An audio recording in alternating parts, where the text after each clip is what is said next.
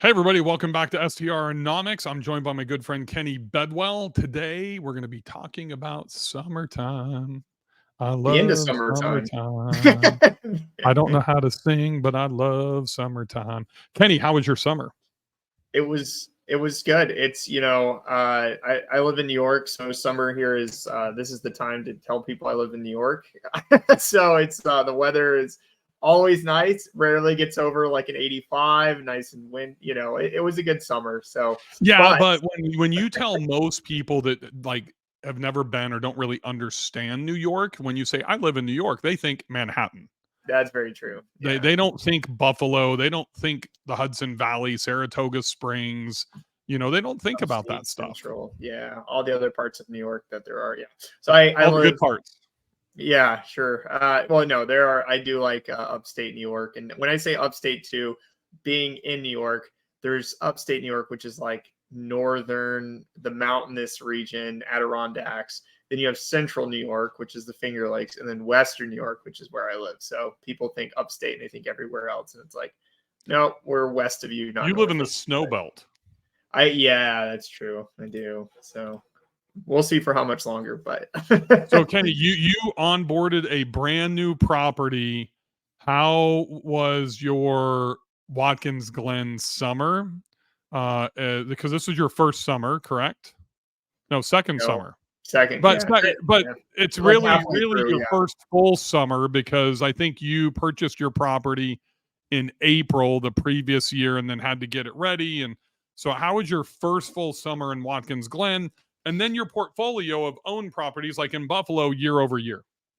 Yeah. So it was different. I definitely say there was less demand this year over year. And I don't know if it's because there's a few more competitors. When I say a few more, I'm like there was like one or two more, which is like big for our market. But there was definitely less demand. However, I took a lot more bookings. So last year I was priced pretty high. My ADR was around like $1,300.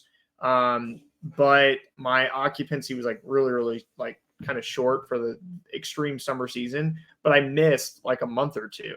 And it was a new property and things went well, and it was still pretty solid.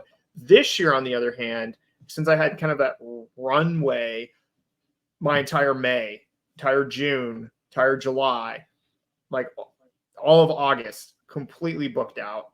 But at a slightly lower rate. So my ADR went down from about $1,300 a night to about $1,150 a night during the summertime. So will I make I actually think this year, and then I am putting in the hot tip. So I believe I'll make more money than I did like full, 12 months versus the previous 12 months. But I did notice a dip in ADR because we're having to compete. We're having to compete with other properties in the market and But that's try to get minimal decrease, right? You're talking like very 4 to minimal. 5% on the Yeah, decrease. Are you running P&Ls every month so you can track your profitability June over June, July over July, August over August? yes. So it's a little because I mean, technically, I started that property in June of last year. So I literally can only compare June, July, and then now August. Right. So June and July, year over year, are actually up. So because I was able to get a lot more bookings in June, so I almost want to like say I don't count it, but whatever I do because it is what it is. But July, because that was a full month last year was booked. This year was fully booked as well. I'm actually up a little bit, believe it or not, even though the ADR overall for the summer is slightly down. So the July was about 10% up, which I was pretty excited about. Did August, your minimums stay the same or did your minimums increase or decrease this summer versus last summer? my minimum night stays. Mm-hmm. Oh, they stay the same, 3 nights. So I Gotcha. got a lot more bookings during the week, which was kind of like obviously nice, but like I got so in Watkins Glen, people come obviously for the weekends, like there's races and there's like whatever during the summertime. And this year I got a few. Last year I got a few people who like booked, they booked like almost like a week or two at a time, and so it was pretty nice. But then this year I kind of got like segments, and those segments actually added up. So like shorter stays, but they added up to more dollars. And there were like less like orphan dates or gaps in between. And so it was like I had like a 95% occupancy, whereas last year was like 87. And that like, like days kind of helped me be up by 10%. So it was kind of nice. That's awesome. Yeah. So I think it's really interesting about this summer. I think a lot of people thought, and I thought too, it was going to be really bad. This summer compared to 2022, compared to 2021. It's interesting. Well, And the last, it was bad for certain people. I'll say that, because and we can get into this, but just don't say Logan, demand, Ohio and Blue Ridge. Yeah. The demand is still there. Like there's still people going, and it's actually increased. If we just look at the total dollar amount for demand for bookings, it is actually increased year over year, summer over summer. But what's different? The supply. The supply is different as well. There's a lot more rentals out there in the space, so there's a lot more competition. Therefore, the demand supply curve, is off. There's saturation. However, we talked about this in other podcasts. Saturation isn't on a market level; it's on a property level. So, Bill, you have super properties. So, in my mind, I mean, sure, it's a little bit more work to get the bookings at a higher rate, but you'll always be booked first, essentially. That's my takeaway from it. But go ahead. Yeah, I mean, I think that the demand it's property level, but it's also bedroom count, right? I mean, it's pretty crazy to me, and I think the word saturation is thrown out so much on social media, just like Airbnb bust. There's no bust. The Airbnb bust is for properties that are the wrong bedroom count or the arbitragers or whatever that are in the wrong locations, in my opinion. Not every property I own is a super property, just FYI. I have a couple that are not super properties. And those are the ones that struggled in my portfolio. One I got rid of, I dumped right before summer, my Beach Mountain property. We talk a lot about traffic drivers, Kenny, and it's interesting. My worst performing property from 2022 to 2023 is my only beachfront property in Fort Morgan, Alabama. And there is nothing to drive traffic to that property as outside of the beach. That's it. There's nothing. There's no parks in Fort Morgan. There's very few restaurants in Fort Morgan. There's no shopping. There's no putt. There's nothing. There's no attraction outside of people that just want to go to the beach. And it's a very nice interior designed 3-bedroom, 2-bath beachfront property. It's as close as you can get to the beach. It's awesome. But that was down 11% this year to date, which, as I told you earlier, our summer technically ends this Friday, and I'm booked through, I think every one of my properties is booked through this Friday. The ultra peak season going from Memorial Day through this Friday. It's down 11%. My entire portfolio is down around 3% during that ultra peak time. But after I told you that in the last podcast, I just pulled up a couple of numbers. One thing that I didn't factor in, because I actually made a change. You said that I forgot what, you were pretty high occupancy, and I'm wondering if you're trying to sell those open dates on the front end or back end. I assume that you are. Yeah. I made a change, and I started selling those as an early check-in when they take the next day, either the next day or the previous day. I used to update the reservation, which I don't do anymore. So now I don't have to pay the fees, and I just mark it as early check-in, and it's $600 or $300 or $800. But I did portfolio wide $9,800 on upsells on that early check-in or late checkout. Some of those are 2 hours, some of them are a full day, that get added into there, which brings me to almost even Steven, in 2023 versus 2022. But it's the one property that I have that is not a super property. If you guys don't know what a super property is, Kenny and I talked about it in the last episode. that was 11% down during this ultra peak season. And 11% is pretty significant when that property last year did $112,000 in revenue during that ultra peak time, right? And then this year was down 11%. It's down to like almost 91, 92, 93,000 bucks.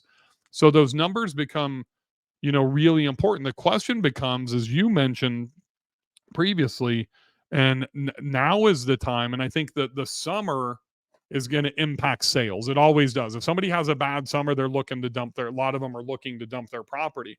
But now is the time that we make our money. Now is the time when kids go back to school and we get into the shoulder season and the off season. That's where we're going to end up, making our money. And that's where I spend more time trying to make up that delta. Last year was not great in the off season or in the winter season. Most Yeah. places around the country, it was really bad on the East Coast, specifically in North Georgia and Tennessee. I'm talking about Gatlinburg. I'm talking about Western North Carolina, Beach Mountain, Sugar Mountain, because we didn't have any snow. Snowshoe, West Virginia. All of those places that were not in Vermont, were not in Maine, that got snow, Newry, and those types of places. It was a horrible winter for us.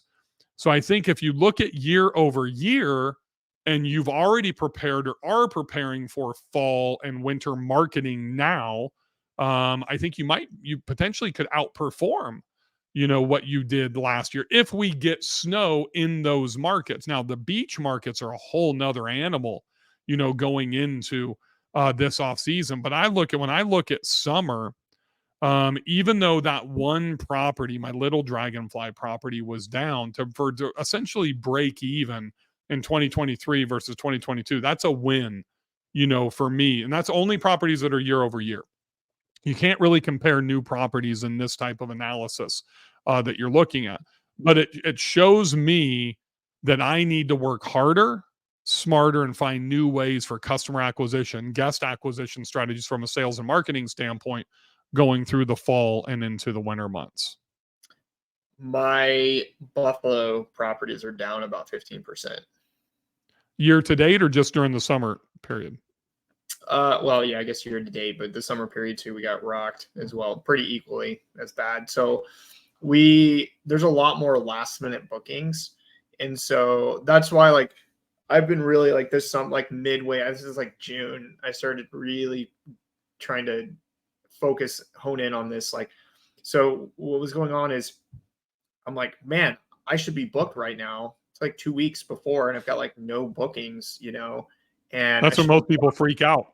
Right. And I'm like 2 weeks. Like last year I was booked like month, 2 months out, and so I'm like, what's going on here? So I start dropping my prices, and like a week before, 3 days before, boom, booking comes in, boom, booking comes in, boom, booking comes in. And I'm like, I realized that the habit, like, people are just last minute booking. It's not that people aren't coming, they're just last minute booking.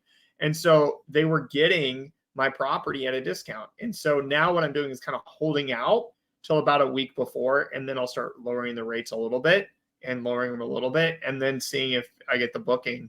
But yeah, I mean, that hit me about 10-15%, and just this summer on certain properties in Buffalo, but all of them are down year to date for sure. I mean, this winter was tough. January was the first month ever I did not break even on my Buffalo portfolio, which Wow. I was shocked. I lost money, and I was like, I was like, I need to start marketing. Like, things have changed significantly in this market, and I need to start putting like 100% in, or I'm just going to lose money on this, I need to get out. So, and I decided I was like, you know what, I'm going to commit, and I'm going to start marketing more. I'm going to start keeping track of my listings and optimizing them, hiring VAs, strvas.com, and using that to help me, leverage and take off some of the workload of this, and help me, like, kind of with the pricing strategy. But even then, we still have to adjust. We still have to adjust based on what the market's doing, and learn new strategies, and constantly, update what we're doing to stay ahead. So this fall, I mean, I don't really expect this year, I think I'll remain 10 to 15% down on that portfolio in Buffalo maybe I don't. We'll see how the fall goes. I'm a little bit nervous about it, but Right. yeah, normally I'm like kind of booked up in my October and November for weddings, but there's hardly anything. So I don't know if people aren't getting married or they're choosing other places or what's going on. So I got to figure it out. But I've ramped up that marketing because things are getting tougher, and I know there's a lot more competition. In my area, I don't think it's like that great, but there's just a lot more options for people too. So I think you said a couple of things that I want to unpack at the beginning of that statement. And you said that you lowered pricing and then you saw that people were booking later. So then you held off like at the 2 week period, the 3 week period, move that to like a week in advance period. And I think that's something that goes back to, kind of the research, component, right? A lot of people don't understand their booking lead time. It's not good enough just to open up the app and look at it in Airbnb. You need to track that on a monthly basis, in my opinion. Well, and then And sorry, couldn't hear like the booking. That's your booking lead time for your property. Mhm. So you need to know what the market is doing too. So you can see that in Price Labs. You can see that in other data providers as well. So like it's not just your booking lead time, but the booking lead time of the market as well. correct. But Yeah. my point is I think people just look at one number. Right. They don't track it by property. They're not keeping up to date with it, on a weekly or every 30-day basis, and their information can be stagnant, to be honest with you. Mhm. Especially when like, I'll just use beach markets because it's the summer. You know, I I'm used to 70 days, 90 days lead time, in years past, going into the ultra peak season. The second part of this is as that lead time shrinks as it has for everybody, you need to be 100% self-aware on the true value of your property. And what I mean by that is, do you have a super property or do you have a regular property? So as I talk about the one property I had that was down, my little dragonfly, it's a beachfront property. I had 20% discount for bookings in the last 5 days. Mhm. 20%. It was 10% at 10 days, it was 15% at 7 days, and it went to 20% at 5 days because that is not a super property. Just because it's beachfront and it's interior designed by my wife and it's amazing does not make it a super property. Whereas I had 2 cancellations on my number 1 property, similar market, that non-super properties in Fort Morgan, Alabama. The super property is in Gulf Shores, Alabama. I had 2 cancellations. Both of them I got paid 50% for late cancels in the summer. One was like $9,000, another one was like $7,500. They were both in July, which was just blew me away. And I always make a promise to my guests that if I can rebook it at full value, I will give the previous guest a full refund. So I jacked up pricing and I went from like $1,800 a night to $2,100 a night because I know that's a super property. The lead time is different on that property than it is on the regular property, right? And I put no discount at all. And I actually increased pricing. I didn't get to this point, but instead of going 10%, 15%, 20% reduction, I went 10%, 15%, 20% price increase because I know people are going to be looking for a 6-bedroom, 4-bath, pool, cabanas, all that type of shit for the last minute bookers that'll come in. And one of the ways that you can see that is tracking pacing, seeing what's available, what's currently booked at what price range. And lo and behold, Kenny, both of those properties got rebooked. I think one was within the 10 days, the other one was probably inside of Mhm. 7 days at premium pricing because I was aware enough to know that property was such high demand. Now, I can't say that if I didn't have that deposit already that was relinquished, that I would have had enough balls to stick with that strategy.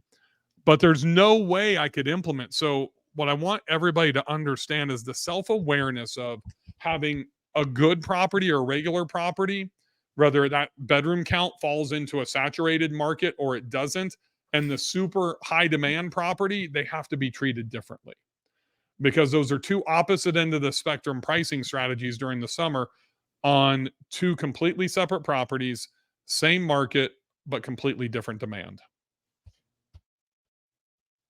Yeah, I like it. I like it. All So right, I got the head nod. That means we're done. We're out. yeah, well, I think we do need a little bit of a wrap up here. I mean, first off, everyone listening, if you have short-term rentals, audit your short-term rentals for the summer. Look at how they did portfolio-wise, year over year, or just how you did this summer. Start tracking it, because this was probably your peak season. So you need to know how that did for you individually, by property, by portfolio, so you can track that in the future as well, and compare it to past seasons if the property's been around. So understand what's going on, and then learn from it, make adjustments, and push on. So I mean, there's a few things I've learned this summer that I will probably have to implement next summer for sure, as the market starts to settle back down to reality. So, And if you don't have time to do the research that Kenny and I just talked about, if you don't have time to do the marketing, or it's not in your genius zone, you don't have those skill sets,